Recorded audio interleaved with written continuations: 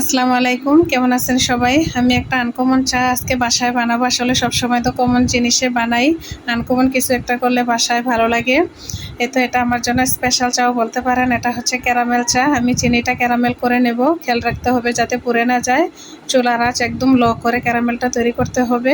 Caramel তৈরি হয়ে গেল আমার। এ পর্যায়ে আমি পানি দিয়ে দেব। যতটুকু চা বানাবো ওই পরিমাণে আমি পানি দিয়েছি এখান থেকে ক্যারামেলের একটু পানি নিয়ে নেব আমি। এখানে গুঁড়া দুধটা আমি গুলে নিয়েছি, গুলে ভালোভাবে মিক্স করে দেব।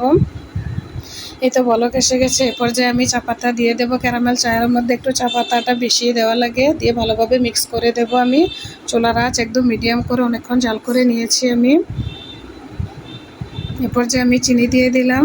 চিনির পরিমাণটা ওই সময় কম ছিল। মাঝে মাঝে আমি নেড়ে চেড়ে দিচ্ছি। হয়ে গেল আমার সুস্বাদু ক্যারামেল চা। দেখুন কত সুন্দর হয়েছে। মাঝে মাঝে এই চাটা বাসায় তৈরি করে সবাইকে চমকে দেই।